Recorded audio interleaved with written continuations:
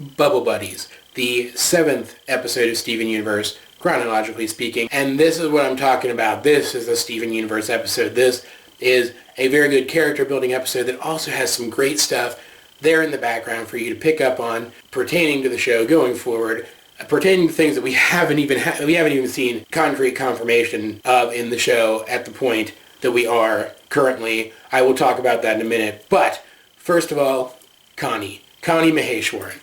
This is the introduction of her as a principal character. We've seen her in the opening sequences, but finally we meet her for real. Fair warning, there will be spoilers in this review. Almost forgot to say that. Anyway, Connie, Steven has a crush on her. He saw her a year ago, and he has a crush on her. And it's the most adorable thing. It's the most normal thing for a kid, and it's absolutely adorable. He's out there, he's on his bike, trying to impress her, even though he's on the sand and he can't really ride it. The Gems are watching like the embarrassing moms. It's absolutely adorable. And this is a really good Garnet episode, not just a really good Steven and Connie episode, but a really good Garnet episode too, because you get to see how much she cares about Steven developing this relationship. She's like telling the others to leave him alone and whatnot. And it all harkens to the fact that Garnet is herself basically a loving relationship personified, and she wants to see other people experience that. Anyway, the plot of the episode, Steven wants to give this glow bracelet back to Connie that he's kept for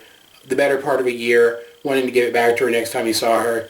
But there is some kind of creature under the ground making earthquakes, and there's a rock slide, and to save Connie, Steven has to activate his bubble for the first time. He puts it around them, and he doesn't know how to turn it off, and they have to go on this grand adventure trying to get rid of the bubble, and they end up in the ocean, and Connie has this kind of freak out where she's worried they're going to die, but Steven remains calm. He manages to get them back to the surface, and he actually manages to deactivate his bubble and then defeat the giant Jeb monster pretty much all single-handedly. And I kind of get the sense that the bubble was remaining active, keeping them together, because Steven hadn't given her bracelet back and really said what he wanted to say to her yet. And once he does that, that's when it deactivates, which was a really nice touch, showing that the properties of the bubble stem from his psychology. And this is yet another really great episode that shows how resourceful Steven is in the way that he ends up defeating the monster. Steven's a smart kid. The Gems don't always give him as much credit as he deserves. There's actually an overreaching theme of this episode and the next one. We'll get to that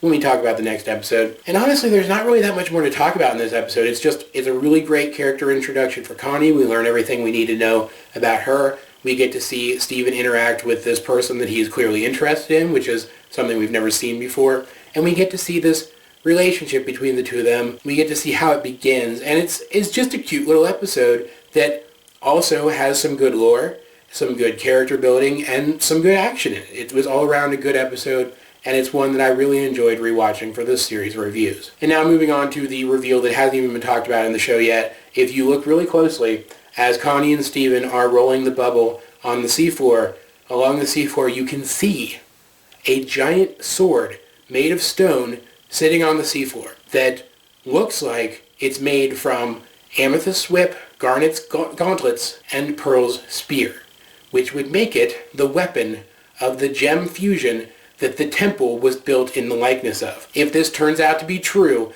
this is one of those things that they planted in an early episode to be revealed at a later date that just goes to show how far in advance the episodes of this show are planned out. And the detail here, it just blows me away. But guys, what did you think about this episode? If you have seen it, did you notice the sword on the seafloor, or did I just totally blow your mind? Let's get a discussion going in the comment section down below. Either way, this has been AJ22, and I will talk to you guys later.